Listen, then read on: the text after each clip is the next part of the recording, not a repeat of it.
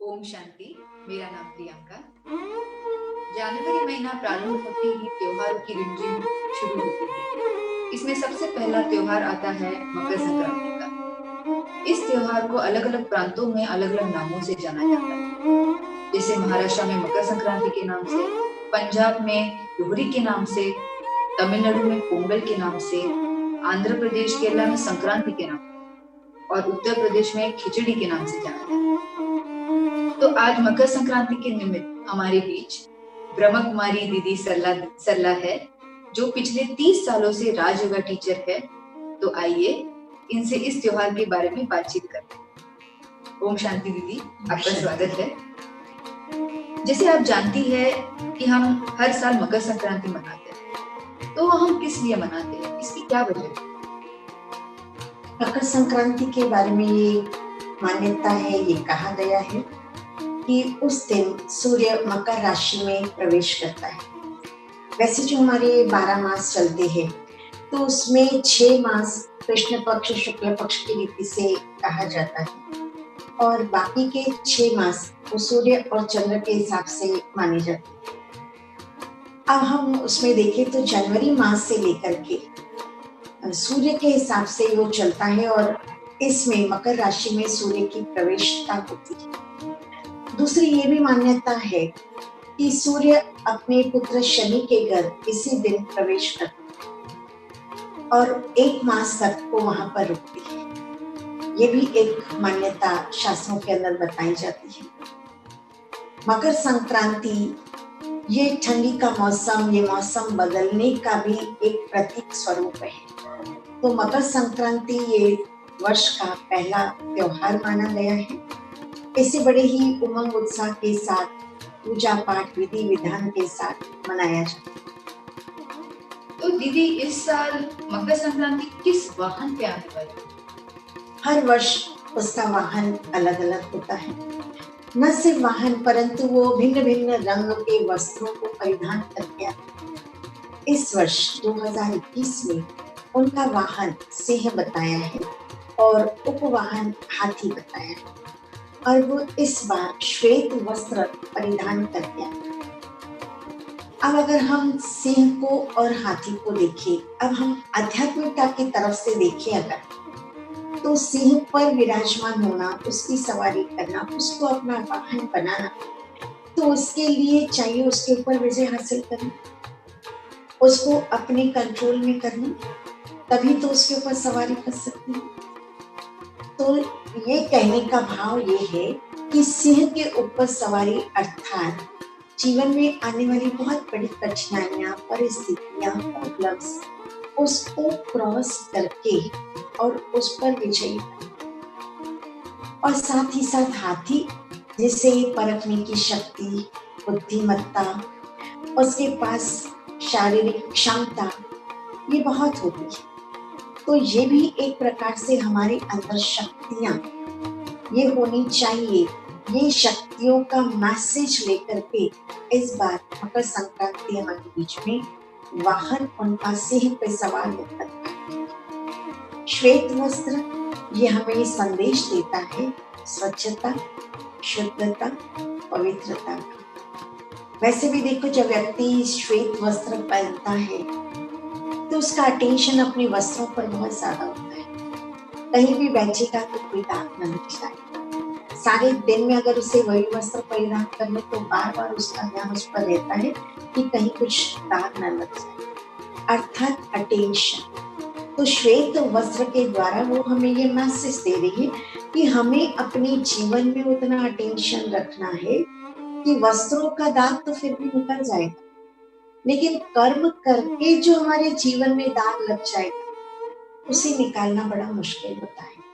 तो हमारे जीवन में कोई ऐसा कर्म हम ना करें जो ऐसा दाग लगे जिसे मिटाना मुश्किल है। तो हमेशा हम याद रखें कि मेरा मन स्वच्छ, शांत और पवित्र हो। तो ये मैसेज लेकर इस बार की मकर संक्रांति कहते हैं कि इस त्योहार पर दान दक्षिणा करना चाहिए, तो किस लिए करना चाहिए? दान का बहुत सी बातों में महत्व है। जैसे इस बार पुरुषोत्तम मास था, उसमें भी दान का महत्व और इस संक्रांति के समय भी दान का बड़ा महत्व है। कहा जाता है कि जितना हम दान करते हैं हमारा पुण्य बढ़ता है, पुण्य का खाता जमा होता है, और जिस वस्तु की कमी है उस वस्तु का दान करो। मकर संक्रांति में विशेषतः तिल का दान किया जाता है, और वो तिल भी किसी बर्तन में तिल डालकर और वो बर्तन सहित वो दान किया जाता है, क्योंकि इस दान से ये समझ में आता है कि हमें भरपूरता मिले, हमें उस बर्तन को तिल से भर करके दान करें तो हमारे जीवन के अंदर भी भर, अर्थात उस दान का रिटर्न, और दान से पुण्य भी जमा हो जाता है। तो दान की प्रवृत्ति इसलिए है। वैसे भी देखो, अगर जीवन में किसी के पास कोई चीज कम है तो कहा जाता है कि आप इस चीज का दान करो, इस चीज का दान करेंगे, अपने आप आपके भंडार भरपूर होते जाएंगे। तो ये दान इसीलिए किया जाता है कि वर्तमान और भविष्य हमारा खाता, पुण्य का खाता जमा होता जाए। तो जैसे हम हर त्योहार पर एक दूसरे का मुंह मीठा करते हैं, तो उसमें कोई भी मिठाई चल जाती है, पर खास तौर पर इसी त्योहार पर हम तिल और गुड़ की बनी हुई चिक्की या लड्डू से ही एक दूसरे का मुंह मीठा करते हैं। तो ऐसा क्यों है? इसका क्या वजह है? इसके पीछे का क्या रीजन है? वैसे तो मुख मीठा करना तो हम कोई भी मिठाई से कर सकते, बात आपकी बिल्कुल राइट है, क्योंकि हम दीपावली पर, होली पर अलग अलग मिठाइयों का प्रयोग करते हैं। लेकिन आपने देखा होगा हर त्योहार के अंदर उस मिठाई को खास तौर पर रखा जाता है। हर एक त्योहार की एक अलग अलग मिठाई का नाम दिया जाता है उसके सीजन के अनुसार। अब जैसे मकर संक्रांति ये सर्दियों के मौसम में आती है, और हम जानते हैं कि तिल ये गर्म है, और तिल हमारे स्वास्थ्य के लिए सर्दियों के समय पर बहुत उपयुक्त है। उसके साथ गुड़, जो गुड़ भी गर्म है, जिसके कारण तिल और गुड़ अगर दोनों इस सीजन में खाए जाए तो उससे स्वास्थ्य को बहुत लाभ मिलता है। तो ये भी एक स्वास्थ्य को लाभ मिलने की वजह है। दूसरा, तिल जो है वो विशेष, उसमें अगर आप देखो वो कड़वाहट वाला, अगर हम किसी को ऐसे ही तिल देंगे तो खाना थोड़ा मुश्किल लगता है, लेकिन अगर उस तिल के साथ गुड़ को मिला दिया तो वो एक स्वीट डिश बन गई, बहुत मीठा कराने वाली वस्तु बन गई। और उस तिल गुड़ का बड़ा महत्व इसलिए भी है क्योंकि जब हम ये तिल गुड़ किसी को खिलाते हैं तो प्रायः महाराष्ट्र के अंदर ये कहा जाता है, तिल गुड़ दिया गोड़ गोड़ गोड़। तिल गुड़ खाकर और हम उससे गुण सीखे मीठा बोलने का। बेशक तिल में कड़वापन है, पर हमने ये नहीं कहा कि उसे कड़वा सीखे। क्यों? क्योंकि जब गुड़ और तिल मिल गए तो गुड़ ने तिल को भी आपसमान बनाया। ये एक विशेषता है कि जिस व्यक्ति में जो गुण होता है वो दूसरे को भी अपने जैसा बना दे। तो गुड़ भी तिल को आप समान मीठा बना दे। अब दूसरा, तिल गुड़ हमें और एक बात सिखाता है, यूनिटी, एकता। क्योंकि जब हम लड्डू बनाते हैं तो एक उंगली से लड्डू नहीं बनता, हम पांचों ही उंगलियों का प्रयोग करके और लड्डू बनाते हैं। तो ये पांचों ही उंगलियां समान नहीं है, लेकिन जब सब मिल जाती है तो बहुत अच्छी चीज लड्डू बन जाती है। और वो लड्डू हम एक दूसरे को खिलाते हैं, देखने में भी अच्छा लगता है। अब अगर आपके सामने कोई कुछ तिल के दाने रख दे और तिल का लड्डू रख दे तो दोनों में से हम किसको पसंद करेंगे? बेशक लड्डू को। क्यों? क्योंकि बना तो उसी तिल से है, लेकिन तिल अकेला है तो उसकी कीमत नहीं है, वैल्यू। लेकिन जब बहुत सारे तिल और उसमें भी गुड़ मिल जाए तो उसकी कीमत अपने आप हो जाती है। तो इसलिए तिल और गुड़ का महत्व संक्रांति पर विशेष है। इसीलिए तिल का दान करते, तिल गुड़ खिलाते हैं, अलग अलग प्रकार से तिल का प्रयोग किया जाता है। कई जगह तो पराठे बनाते हैं, उसमें भी तेल डाले जाते हैं। मीठी रोटियां बनाते हैं, उसमें भी तेल डाले जाते हैं। तेल भी हमारे स्वास्थ्य के लिए बहुत अच्छा, विशेषकर सर्दियों के मौसम।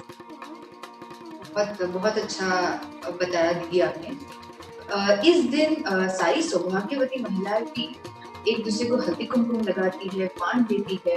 तो ये रिवाज किस लिए है? इसके पीछे का क्या राज है? वो हल्दी कुमकुम एक सुहाग की निशानी समझती है और उसके कारण वो एक दूसरे को बुलाते हैं और तिलक लगाते हैं, वान देते हैं, पुष्प देते हैं, एक दूसरे का सम्मान करती है। अब अगर हम इसका दूसरा पहलू देखें, आध्यात्मिक पहलू को अगर हम देखें, तो हम जिस शरीर को लेकर चल रहे हैं उसे चलाने वाली शक्ति है आत्मा, और आत्मा का कभी विनाश नहीं होता, वह अजर अमर अविनाशी है। तो आत्मा अविनाशी मना आत्मा सदा सुहागन है। क्यों? क्योंकि कहा गया परमेश्वर पति है, तो परमात्मा को पति के रूप में भी माना गया है और ईश्वर के रूप में भी माना है। तो आत्मा अगर उसकी सजनी है अथवा आत्मा का परमेश्वर पति परमात्मा है, तो ना तो परमात्मा का कभी अंत होता है, तो वो सदा सुहागिन है। और दूसरा, जो उसमें कुंकू और हल्दी ये दो चीजें लगाई जाती है, इसके रंग को अगर हम देखें तो कुंकू लाल रंग का है और हल्दी पीले रंग की है। अब कुंकू लाल रंग का क्यों है? उसका प्रतीक क्या है कि आत्मा जो उसका अपना घर, कहा जाता है ना कि स्त्री का घर, पति का घर ही उसका घर होता है। तो हमारी आत्मा का घर और उस परमात्मा का घर जो इस 5 तत्वों से पार परलोक परम धाम है, वो भी लाल सुनहरी प्रकाश में दुनिया है। इसलिए ये लाल रंग कुंकू सुहागिन की निशानी बनती है। दूसरा, हल्दी। हल्दी अगर स्वास्थ्य के हिसाब से देखो तो हल्दी बहुत गुणकारी है, बहुत सारी बीमारियों में ये औषधि का काम करती है।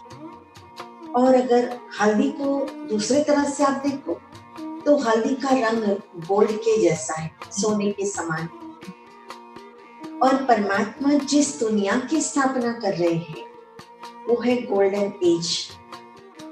तो सोने की दुनिया, सोने के समान की दुनिया, इसके लिए हल्दी के समानता का वो कलर, ये संपन्नता की निशानी। सुहागिन अर्थात संपन्न।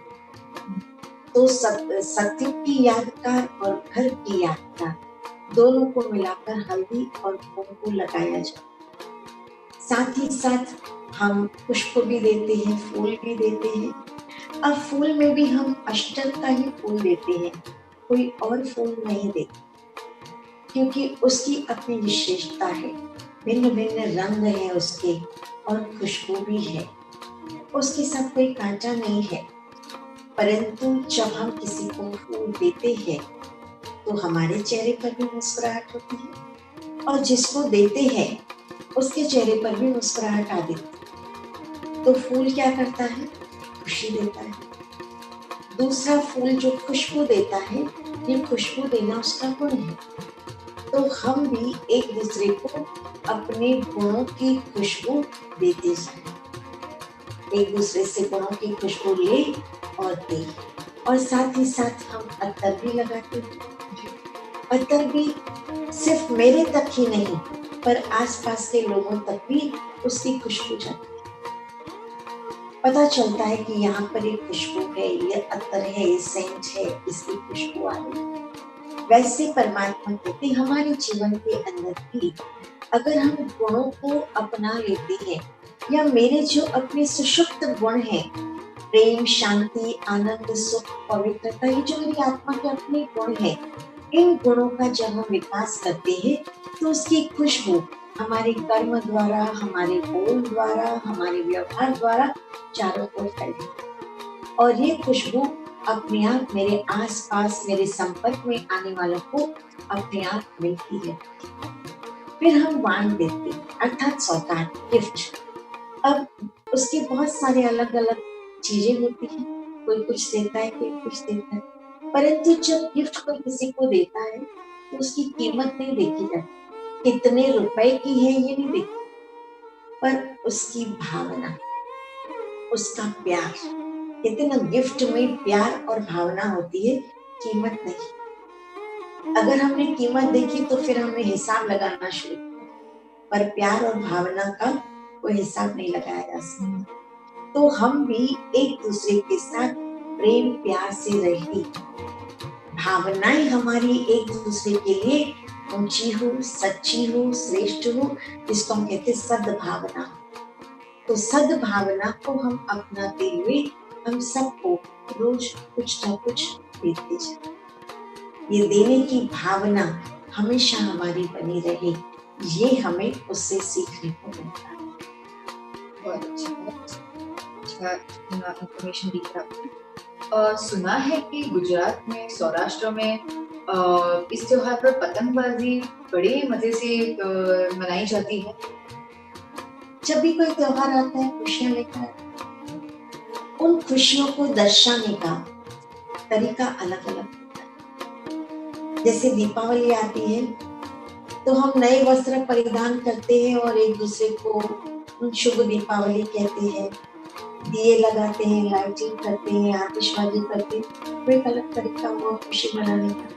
जब होली का उत्सव आता है तो रंगों की बहार होती है और उस रंगों की बौछार से हम खुशियां मनाते हैं। ठीक इसी प्रकार से मकर संक्रांति के समय पतंग उड़ाते हुए हम इस त्योहार को मनाते हैं। अब पतंग उड़ाते हुए हम इस त्योहार को क्यों मना रहे हैं? तो पतंग और डोर ये भी हमें कुछ सिखाती है। और इस समय पर जो सूर्य की किरणें हैं वो हमारे शरीर के लिए भी बहुत अच्छी है, क्योंकि हमारे शरीर में कई ऐसे कीटाणु होते हैं जो बीमारी को पैदा करते, जम्स होते जो बीमारियों को पैदा करते, जिन्हें हम जानते भी नहीं है कि हमारे अंदर कितने हैं। लेकिन जब इस पतंग को उड़ाने के लिए हम सूर्य की किरणों के नीचे जाते हैं तो 2 मिनट और 5 मिनट में काफी समय होता है, आधा घंटा 1 घंटा भी लगता है।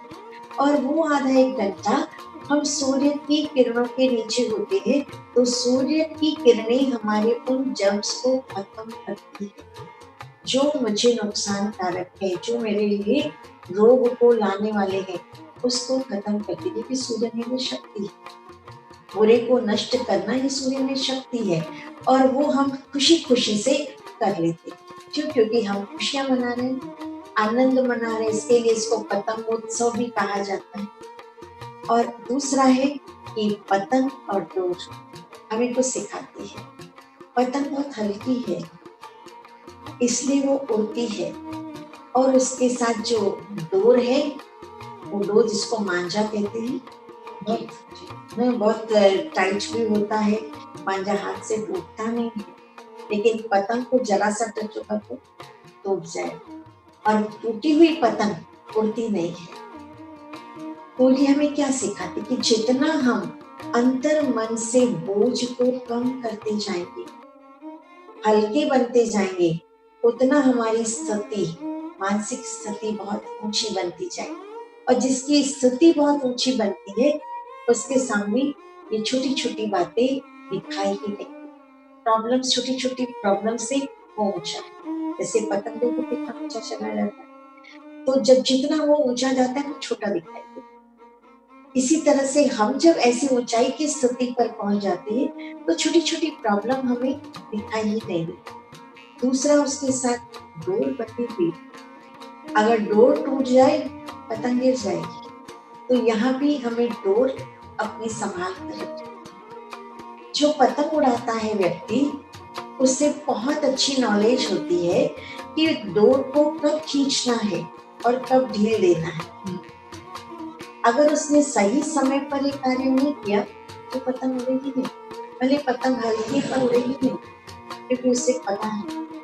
ठीक इसी प्रकार से हमें भी अपने जीवन में हर चीज का इस्तेमाल कब कैसे करना चाहिए, कौन से गुण का, कौन सी शक्ति का, किस ज्ञान का इस्तेमाल मुझे कब कैसे करना है, ये नॉलेज, ये समझ जब हमारे पास होगी तो चाहे कैसी भी बात होगी हम उसको संभाल सकेंगे, क्योंकि कंट्रोल हमारे हाथ में। जैसे पतंग की डोर मेरे हाथ में है तो मैं उसको कंट्रोल कर सकती हूँ, लेकिन अगर एक बार वो कंट्रोल छूट गया तो फिर उसे उड़ा नहीं सकते, और उड़ गया तो हम उसको नीचे ला नहीं सकते। तो ऐसे ही हमें भी अपने जीवन को चलाने का तरीका इस पतंग और डोर से सीखने को मिलता है। ये एक संदेश लेकर के आते हैं। हम थोड़ा समय खेलते हैं, खुश हो जाते हैं, मौज मनाते हैं, आनंद में रहते हैं, पर उससे मिला हुआ लेसन, उससे मिली हुई सीख अगर हम अपने जीवन में रोज याद रखें तो हम सदैव पतंग की तरह हम मन बुद्धि से हल्के उड़ते रहें। बहुत अच्छी दीदी, आपने इस त्योहार के बारे में बहुत अच्छी बातें बताई हमें। हर छोटे-छोटे रिवाज़ों के बारे में, उसका आध्यात्मिक महत्व क्या है, ये आपने बहुत अच्छे से समझाया। बहुत-बहुत धन्यवाद आपका।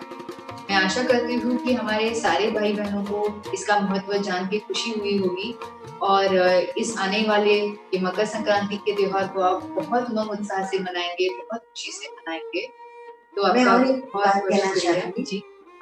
कि इसी त्योहार को उत्तरायण के नाम से भी जाना जाता है। उत्तरायण अर्थात यहाँ से कहते हैं कि देवताओं का दिन शुरू होता है। उत्तरायण की गति शुरू होती है, अर्थात इस दिन सूर्य धरती के अ, धरती के पूर्वार्ध गोलार्ध के तरफ बढ़ने लगता है, अर्थात सूर्य की तरफ मुख हो जाता है। तो ये कई भौगोलिक रीति से, आध्यात्मिक रीति से, धार्मिक रीति से ये मकर संक्रांति का त्योहार हमें बहुत कुछ सिखाता है, बताता है, और नए साल की शुरुआत में हमें क्या करना चाहिए, ये शुरुआत में ही हमें वो एक मैसेज देकर जाता है। तो उम्मीद है हम इससे मैसेज लेंगे, इस त्योहार के साथ, खुशियों के साथ हम अपने नए वर्ष का प्रारंभ करेंगे और खुशी-खुशी और कई बातों को सीखकर हम औरों के लिए भी प्रेरणादायी बन सकेंगे। तो मकर संक्रांति की आप सभी को बहुत-बहुत शुभकामनाएं। ओम शांति।